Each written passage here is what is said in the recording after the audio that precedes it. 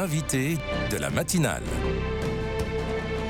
KTO Radio. Renouveler la vie paroissiale, ce défi préoccupe notre invité depuis plus de 10 ans, curé dans la Drôme, dans la paroisse Sainte-Famille du Crétois, c'est dans le diocèse de Valence.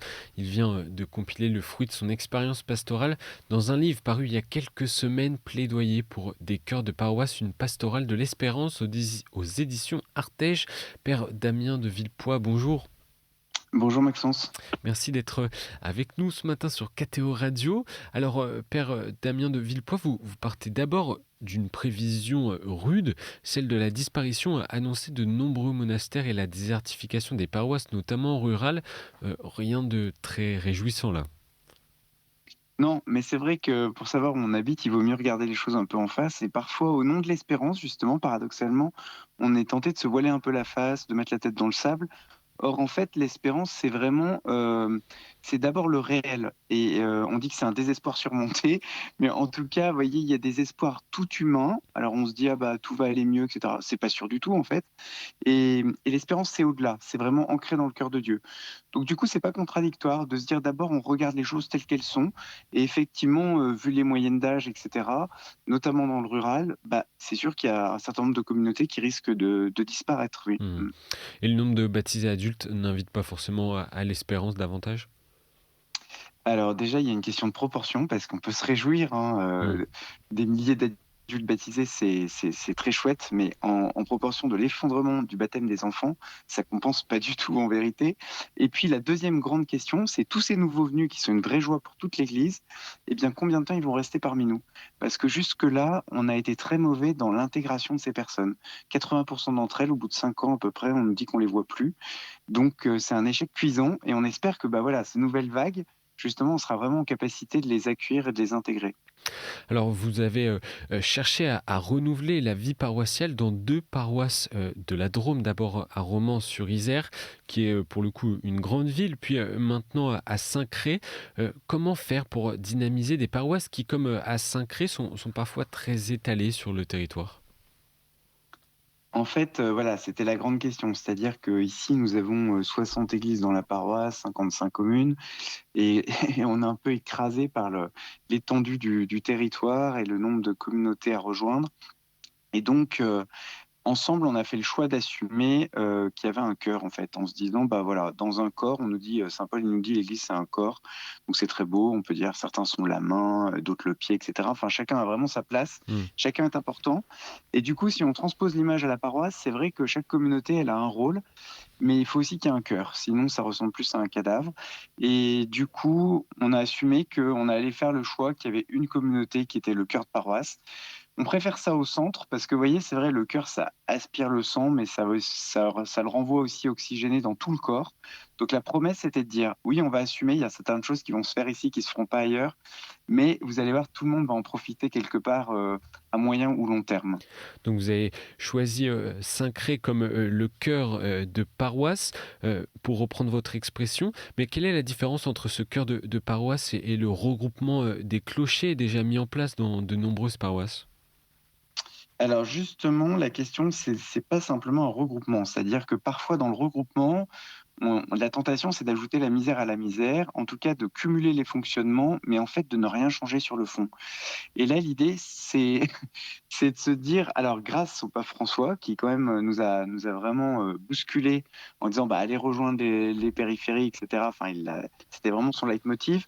Et il nous a donné plein de choses sur la transformation pastorale, notamment dans la joie de l'évangile, en nous donnant des bonnes analyses, des bons outils pour se dire, en fait, c'est arrêter de partir de nos fonctionnements à nous, mais accepter de nous placer dans la peau de celui qui débarque complètement. Est-ce que vraiment pour lui la porte est ouverte? Est-ce qu'il peut vraiment rentrer dans nos communautés? Eh bien en fait, c'est pas gagné du tout, quoi. Et vous avez donc testé et mis en application plusieurs outils, dont un qui concerne d'abord les enfants, ça s'appelle le KidCat. Kid qui veut dire enfant en anglais, et cat qui veut pas dire chat, mais qui fait référence à catéchisme. En quoi ça consiste? Expliquez-nous, car je crois que c'est une belle réussite. Alors le KitKat, effectivement, l'idée, c'était d'abord, en fait, c'est parti de la déprime d'une catéchiste relais qui devait coordonner la catéchèse. Elle m'a dit: «Bah, voilà, moi je suis salariée», parce qu'elle a été payée, mais elle dit: «Mais moi je il y a de moins en moins d'enfants». Il restait une trentaine d'enfants pour la catéchèse, ça c'était à Romans et en fait, de mois en mois, d'année en année, on voyait les effectifs qui fondre. Donc on faisait tout ce qu'on pouvait, hein, on faisait bien d'ailleurs. Enfin, les catéchistes se donnaient tout cœur, on faisait un peu de chantage au sacrement en disant: «Bah, voilà, la communion, c'est plus en CM1, c'est en CM2, donc vous êtes obligés de rester un an de plus». Enfin, bon, on faisait tout ce qu'on pouvait, mais on voyait bien que le système était en train de s'essouffler et donc on est allé voir ailleurs, on est allé visiter d'autres initiatives et cetera et on s'est rendu compte, notamment, dans le diocèse de Lyon, qu'il y avait une paroisse qui avait fait un peu une enquête en disant: «Bah, finalement, qu'est-ce que vous attendez de l'Église?» Et les gens ont répondu, ben, qu'elle rende service, voilà, qu'elle soit au service. Et à partir de ça, ils ont développé tout un patronage.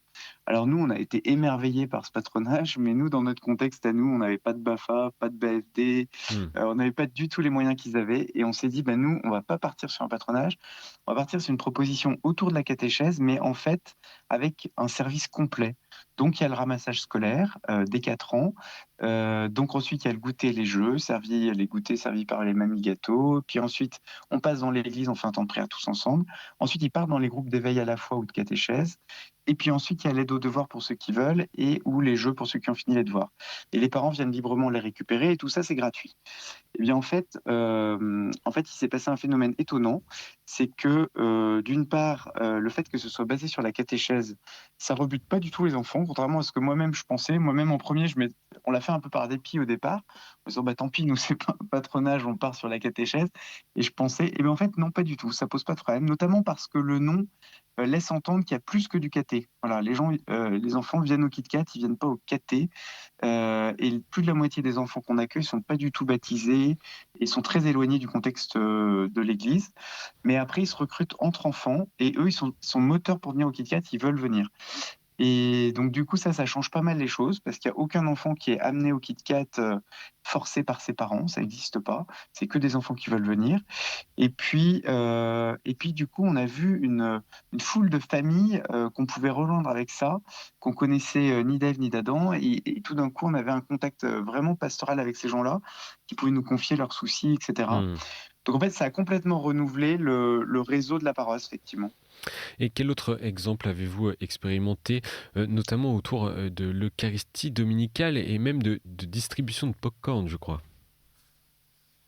Alors alors en fait, c'est pas que le popcorn, Maxence, mais en tout cas, effectivement, il y a une série de services, en fait, pour que l'Eucharistie du dimanche soit accessible à tous. Alors, par exemple, il y a beaucoup de paroisses qui l'ont fait d'ailleurs, la liturgie, bah, on se sert aussi d'écrans, alors qui sont pas du tout dans le cœur de l'église, mais dans la nef et cetera, qui nous permettent de diffuser pas simplement les chants, mais aussi les prières, que beaucoup ne connaissent pas quand ils débarquent dans la vie Mmh. chrétienne et puis de donner aussi quelques petites, consignes ou conseils, qui permettent de comprendre la liturgie, d'entrer dedans. Donc ça, c'est un moyen d'être plus inclusif pour tous ces gens qui arrivent. Mais après, autour de ça, bah, alors il y a les servantes de l'assemblée, les servants et cetera. Il y a, la garderie, mais aussi une nurserie maintenant, pour les enfants en très bas âge. Bah, c'est chouette d'avoir un parc aussi où ils peuvent jouer à 4 pattes et compagnie. Il y a un coin librairie à la sortie. Il y a le bistrot du curé tous les dimanches où il y a un grand apéritif effectivement sur la place de l'église. Hem En fait, c'est toute une série de choses qui fait que, alors à partir de, vous voyez, quelques mois jusqu'à, 20 ans déjà pour les enfants et les jeunes, il y a un continuum qui fait que l'enfant, il va être intégré dans cette communauté du dimanche, déjà. Et du coup, ça rend la pratique des jeunes couples, des jeunes parents beaucoup plus facile. Et puis ensuite, on fait attention, notamment avec l'équipe accueil qui est très développée, et bien que l'accueil soit soigné, notamment pour tous les gens qui sont nouveaux dans Mmh. la communauté, effectivement. Quel doit être l'objectif, fondamental, père Damien de Villepoix, d'une paroisse, qui se renouvelle et qui renouvelle sa vie paroissiale? Alors c'est une très bonne question, et déjà, la question en elle-même est très importante. C'est-à-dire, est-ce qu'on a vraiment un objectif? Est-ce qu'on sait pourquoi on est là? Parce que dans bien des organisations d'église, en fait, on sait pas vraiment, qu'est-ce qu'on fait là? Et du coup, on peut ramer dans des sens complètement opposés avec notre meilleure volonté. Donc définir l'objectif fondamental, c'est se dire en une phrase, finalement, à quoi on sert? Qu'est-ce qu'on fait là? C'est quoi le sens? Alors nous, on l'a défini comme ça: être sous le regard du Père, une famille heureuse et bienveillante, ouverte à tous, attentive aux besoins de chacun. voyez, ça, c'est notre, objectif fondamental et après on le décline à travers toute une série d'initiatives et de projets, qui nous permettent d'y répondre. Mais c'est très important que cet objectif, il soit connu, de tous. C'est-à-dire que, voilà, on le définit dans un petit groupe, mais ensuite, il faut que la paroisse le partage le plus largement possible. Et vous parliez que par rapport à un sondage qui avait été fait dans le diocèse de Lyon, que les gens attendaient de l'Église des services. On est passé aujourd'hui dans une société de services. Les paroisses doivent-elles également s'adapter à ce changement de société? Oui, surtout que c'est un changement qui est très profond. Enfin, Monseigneur de Moulin-Beaufort disait que c'est un grand basculement qui a lieu en 1968. Jusqu'en 1968, l'humanité agit essentiellement par devoir et à partir de là, elle va agir essentiellement par plaisir au bien-être. Et ce grand basculement anthropologique, enfin, on l'a peut-être pas vraiment saisi dans l'Église. Du coup, nous, les ressorts qu'on actionne en premier, c'est encore souvent le devoir. Par exemple, des parents qui font baptiser leurs enfants, on dit: «Vous devez les catéchiser». C'est pas faux, hein, c'est une exigence de l'Église, c'est vrai. Pour autant, on sait très bien que ça a aucune chance d'être tenu si ça leur parle pas, s'ils y trouvent pas une joie, un plaisir, si ça leur apporte pas quelque chose, vous voyez? Donc du coup, il faut qu'on élargisse notre regard pour que on joue un peu sur tous les ressorts. Mais en tout cas, ce ressort de la joie à venir, du bien-être qu'ils vont y trouver, et cetera, eh bien, on est obligé d'en tenir compte, sinon on passe à côté. Et le devoir comme tel, aujourd'hui, on sait très bien que ça marche pas. Et la gratuité également? Voilà, alors effectivement, l'autre aspect, c'est que pour tous les gens qui sont complètement extérieurs à nos cercles et nos réseaux, et ce qui est très important, c'est qu'il y ait une vraie gratuité dans notre attitude, mais aussi dans ce qu'on propose très concrètement. Déjà qu'il y ait pas toujours un truc à payer, qu'il y ait pas 15 réunions à faire, qu'il y ait pas voilà, donc ça pour les gens du monde, c'est-à-dire les gens qui font pas de demande à l'église, mais qu'on veut rejoindre, eh bien, c'est leur laver les pieds gratuitement. Et en fait cette gratuité, au départ, j'ai pas bien vu l'enjeu, mais au fur et à mesure, j'ai compris et c'est une vraie conversion intérieure. Parce que souvent, nous, les cathos, on est plein de bonne volonté, mais on attend quand même quelque chose en retour. Un petit service ou, voilà, il y a quand même un truc à la clé, vous voyez? Et là, se dire: «Bah, non, vraiment, je vais laver les pieds gratuitement» et c'est la démarche de Dieu. Dieu, il est complètement gratuit dans ce qu'il fait et c'est ça qui nous touche et donc du coup, là, c'est la même chose. De dire: «Je vais accepter que, par exemple, au KitKat, on attend de rien en retour de ses parents qui, très souvent, n'ont rien à faire de l'église et de la paroisse. C'est pas grave, on leur lave les pieds gratuitement». Et bien, c'est par là, souvent, qu'ils vont cheminer, en fait. Et une dernière question rapidement, Damien de Villepoi. Comment est-ce que ce dynamisme paroissial centré sur une véritable fraternité, on le constate, peut attirer et même faire revenir des catholiques qui ont peut-être abandonné leur paroisse? Oui, ben, ça c'est dans l'évangile, hein, c'est à l'amour que vous aurez les uns pour les autres qu'on vous reconnaîtra pour mes disciples. Ben, effectivement, dès que c'est familial, ça intègre très largement et ça remet en route effectivement des gens qui avaient aussi quitté la pratique religieuse. C'est vrai, du coup, c'est une joie. Après, je tiens à préciser, nous, on se sent très pauvres, hein, mais notre expérience, elle a plein de limites.